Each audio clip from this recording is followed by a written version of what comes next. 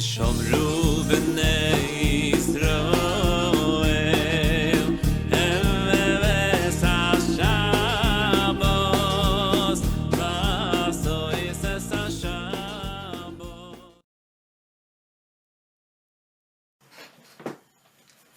Welcome. Good evening, everyone. Thank you for joining us. We are learning Derech Hashem, and we're talking about prophecy. How to become a prophet. How does one become a prophet? Welcome, David. And we left off in section 3, chapter 3. That's what we did last week, chapter 3. We are in section 3, chapter 4, the beginning of chapter 4. And last week we learned that a prophet is obviously one who receives messages from God. And the way he receives those messages is through a very close connection, a histapkus, with Hashem. Once he has that extremely close connection to God, God provides him with information, true information, either about future events, other things. And we said, though, that the way that happens is through that connection, that he gets some of Hashem's shefa, Hashem's illumination, however you want to translate it, and that causes certain images to be present in his mind, and certain ideas, that God implants those ideas in his mind, and then the prophet will receive those ideas. And we also said that since prophecy comes through such a close connection with God, and God is beyond the physical, beyond the spiritual, the physical body during prophecy has trouble dealing with it. The limbs shake, his body trembles, and it's hard for his or her physical constitution to deal with that close proximity to God. And we also said that all of the prophets' faculties, his intellectual faculties, they don't operate on their own, but they're all being operated directly through Hashem. So now we're going to talk about a little more of that in detail, and how one would become a prophet back in the day. Unfortunately, if you joined in thinking this is a how-to class, that God's going to speak to you, prophecy ended many, many years ago. There is no true prophet today. So if someone tells you that God spoke to them, don't believe them. You probably should get them a mental health professional, if that's the case. But back in the day, God did speak to people, certain people, holy people. But they had to do a preparation and learn how to do that. Also, though, today, it's important nowadays, there's such a thing as Ruach HaKodesh. That we still do have today. That's when Hashem sends a person messages, but it's not caused by the direct connection and the hisdapkus between Hashem and the person. It's just Hashem sends his shefa, his illumination, to a person and implants with him true ideas. And it could be that the person who's receiving Ruach HaKodesh does not even realize that he's receiving it. And that's a step lower than prophecy. So that could be, that we do have today with very, very holy people, Chavetz Chaim, the Stipler, many, many others. But prophecy we don't have. Okay, so in the Name and Edition, which I recommend everyone get, it's fantastic. As I said many times, we're on page 419.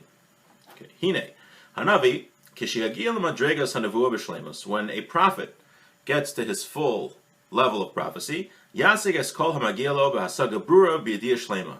He perceives everything with total clarity and a full understanding, full knowledge of what he's getting. So a prophet, sometimes you ask someone a question and they give you an answer, and then you walk away. You're like, oh, did he really say that? How did he say? I don't know exactly what he meant.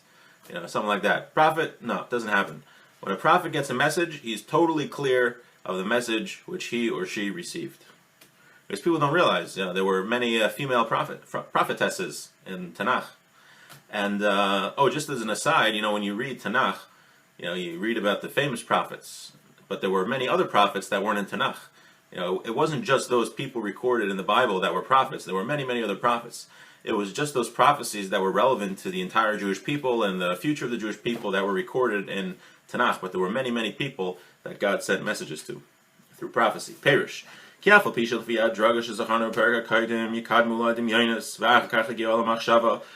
first that the way, as we mentioned, the way prophecy occurs is that Hashem sends a shefa, and that inscribes certain images in his imagination, which then goes to the thought. Like we mentioned, but the parish, bo kol osan ha'pa'ulos v'yasek eos and dimyonos asher nitzta'er bo dimyonos nevuim nifol mishifu yisbarach shemo ha'shefei alav v'kava bo yediyas ha'inyan asher yikava al yidei shifo zeh v'liyisher lo shum safek lo b'nevuaso v'lo b'b'chinas seha lo hakodmos v'lo hanimshachos. The Ramchal says that the prophet understands that the messages he is receiving is through Hashem Shefa, and the images that came into his mind and the ideas that followed were all implanted there from God, and there is absolutely no doubt, as per the information transmitted to him, in any aspect. So the prophet is totally sure that it's a prophecy from God. And he's coming to say that even though the way a prophet perceives his prophecy is through his normal physical faculties, his mind, his imagination, but there's a total clarity that that prophecy came from Hashem. And that which you have to know, a prophet does not reach this high level in one time. There's no prophet school for dummies. There is no online, you can't get an online degree in prophecy. But he goes level after level until he gets to prophecy, Hashem, the complete prophecy. And there's a way that you have to learn. There's a path, a study regimen to become a prophet. Just like every other wisdom and trade that you learn. You want to become a doctor, you spend many years in school. You want to become a prophet, you have to go to prophet school. Until you reach that high level and you get everything and you master every aspect of it. And this is what's called, we see the phrase in Tanakh, B'nai Hanavim, literally children of the prophets, or as we say, disciples of the prophets.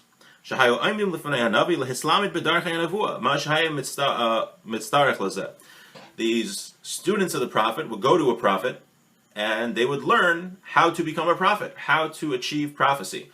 So it wasn't like you were walking down the street one day and you start like shaking and having a seizure and you get messages from God. That's not how it worked. There was prophets, maybe you'd go to Yeshaya or Eliyahu Hanavi, and you would go and you would learn how to become a prophet, the proper methods to do it. It's very interesting. As an aside, also, Rabbi Aryeh Kaplan has a book where he talks about how one of the tools the prophets used to reach a high spiritual level was meditation. And he claims that it's a lost art in Judaism, but really traces its root to Judaism. And meditation and just contemplation is something that we often don't do, but it's very important, especially as Rosh Hashanah is coming up, because we need to contemplate, ideas, and meditate, for lack of a better term, on those lofty ideas, because that's how we grow. If we don't take time to think, constantly think about our values and how we want to change, then it doesn't make an impact. It's one thing you want to change, but then to actually put in the work and doing it is very difficult. Just saying I want to be a better person doesn't really work. You have to take a specific thing and and think about it. It's a very interesting book. Highly recommend it, even though it obviously doesn't need my haskama. But he talks about how you take a pasuk, take a verse in the Torah, and you think about it, and the more you think about it, the more new ideas come about, and the more you look at it in different ways and have deeper interpretations, and it grows on you. It's very interesting. But he writes that that's one of the things the prophets would do was meditation, getting close to Hashem. But the prophets would go to prophet school to learn from a Navi.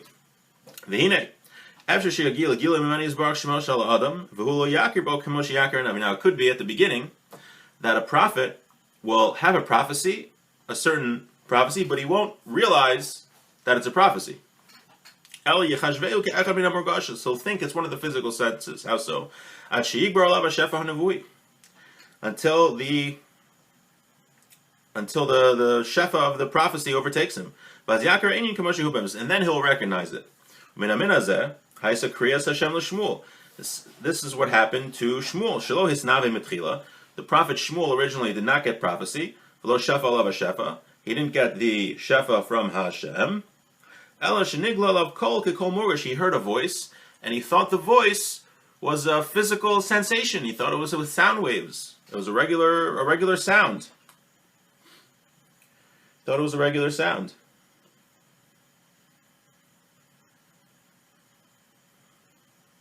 Below Hisik Bazayaser, he didn't get any other higher level than that. He just heard a sound and he thought it was someone else talking to him. But after that, he got Hashem's shefa, and then he realized it was a prophecy and he understood all of its aspects. And also when Moses saw the burning bush, first it was just a physical sensation. He thought, he's seeing fire, and it's just a regular fire. He saw the bush on fire. And Hashem called out to him with the voice of his father. But afterwards, first Hashem mistook this as a physical sensation. Afterwards, he got Hashem Shefa, Hashem's illumination, and then he realized, whoa, this is a prophecy, this is Hashem speaking to me. They would, the students of the prophets would receive training and certain topics, known topics, Mashi Yamshich Aleim Hashefa Elyon, in order that they could bring Hashem Shefa upon them, and to, let's say, subjugate the physicality which would prevent them from receiving Hashem Shefa, and to learn how to draw forth Hashem's revelation and to be close with Him. Uchlalam, and included in this. So how do you do this? How are you mevatel the physical and go up spiritual levels to draw down to Hashem Shefa? So kavanos, there were certain intentions, ideas. Let's say, kavana, that they had certain ideas that they hold on to, vaskar shemos, and to mention certain names of Hashem, hakadoshim, holy names of Hashem, vehilulim b'tehilos, and to give Hashem certain praises. Yitzarfu bam shemos b'darchet tzirufim, and they would combine different names of Hashem. U'kavosh amar leil, like we said earlier, ukfimashi uzochem masayim, umizdachim v'holchem al yidei inyanim elo, and according to the level which they merited in their deeds and purified themselves to go on these topics, kach yizkarvu elav yisbarach. So they would get closer to Hashem. V'yaschel hashefa v'yishafa aleim v'yasigu hasagos achar hasagos. After they got to this level, then the shefa would come upon them, and they would get perceptions after perceptions, until they would get to prophecy. So there was a whole method. You would have to go to prophet school, and there you would learn what are the intentions that I have to have when I'm trying to draw down Hashem Shefa. What are the holy names of Hashem that I have to mention? How do I combine them, these holy names, do those things, and many other, and contemplating ideas and certain praises of Hashem that were said. So it was a whole complicated process in order to reach that level, to draw down Hashem Shefa to get prophecy. V'hanavi HaMuvak, and the expert prophet, who knows all this, so he would teach, the expert prophet would teach everybody, teach the students how to do all these things according to their level. In order to get what they wanted.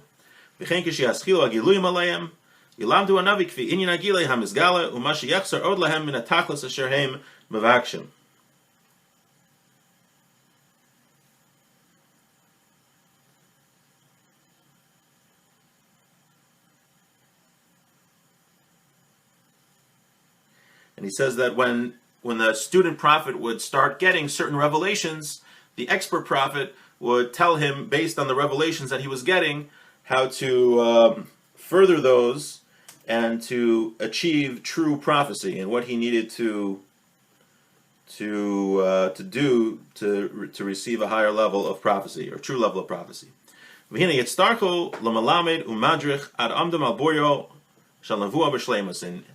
the teacher would guide them. A person needs a teacher to guide them until they understand all aspects of this prophecy. Because even though the student of the prophets, he starts to get certain hashpaz from Hashem, certain illuminations, certain high levels, it doesn't mean that he's going to get prophecy right away.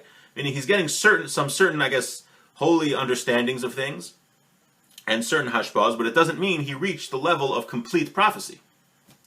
Aval hadracha rabbi yitzarach, when he needs a lot of guidance, lagia al sof al nachon, to get to the correct end result, kol echad lefi malaso v'achanaso, each one according to his level and preparation. Okay, let's do one more paragraph. V'amnam, gam achrei hasiga malas hanavua, even after the student would reach the level of prophecy, yibachnu anavim zeh mizeh, prophets were different from each other. But milo madrega, they're different levels. Not every prophet is the same. Ben bekamas ben be'echos, whether the amount of prophecy they received or the quality of the prophecy. Perush, kiyeshes na v'pamim rabos v'yeshelos na v'elamat. Certain prophets received prophecy a lot, many times, and certain prophets only got a little bit. And even the level of the prophecy itself. There were certain prophets that got so close to Hashem, and they were given these very, very lofty ideas, very holy ideas. And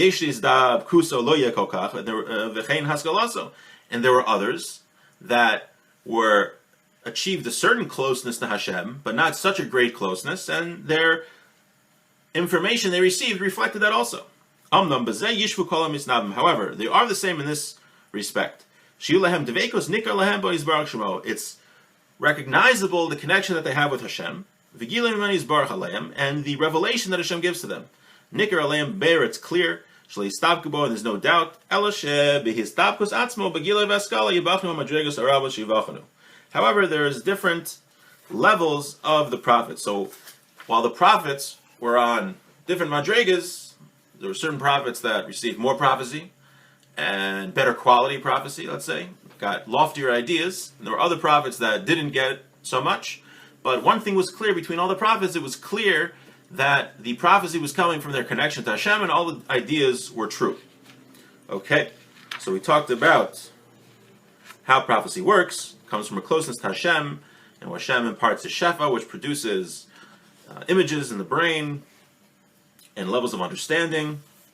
And then we talked about it takes a lot of work to become a prophet. You have to become an apprentice to a prophet, and they teach you these kavanos and the names of Hashem and the praises of Hashem, and that would bring you to a higher and higher level and closer to Hashem, drawing down to shefa. And even after a student of a prophet would get that shefa, he wasn't necessarily getting prophecy yet. He would still need guidance from the prophet and guide him based on the hasagas he got, how to reach a higher level of prophecy, to reach true, complete prophecy. And then we learned that the many prophets are on different levels. And in fact, we're going to learn that Moshe Rabbeinu, everything we're discussing about prophecy, this applies to every other prophet in the Torah except for Moshe. And the Ramchal actually is going to have a whole section on the uniqueness. It's actually the next section. We're not going to get there for a few weeks, but the uniqueness of Moshe's prophecy is totally different from everybody else. Any questions or anything? Comments? All right. Thank you very much for coming. It's always a pleasure.